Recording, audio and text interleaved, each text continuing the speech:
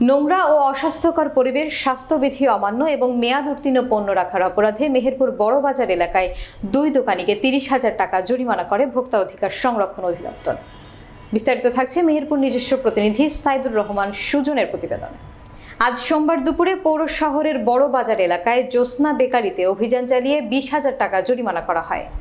অন্যদিকে আসিফ ফল ভান্ডারে মেয়াদ উত্তীর্ণ পণ্য রাখার অপরাধে 10,000 টাকা জরিমানা করা হয়।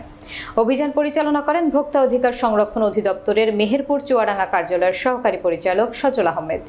সজল আহমেদ বলেন, এর আগেও ওই দোকানে অভিযান পরিচালনা করে জরিমানা করা হয়।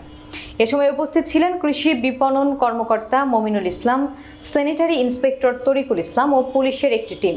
ভোক্তা অধিকার সংরক্ষণ মেহেরপুর জেলা কার্যালয় কর্তৃক আজকে আমরা এই মেহেরপুরের বড়বাজারে অভিযান পরিচালনা করি। আমাদের সাথে আছেন আমাদের মেহেরপুর জেলা কৃষি বিপণন কর্মকর্তা, সাথে আছেন আমাদের মেহেরপুর স্যানিটারি ইন্সপেক্টর। তো আজকে আমরা এখানে এসে একটা প্রতিষ্ঠান তদারকি করি।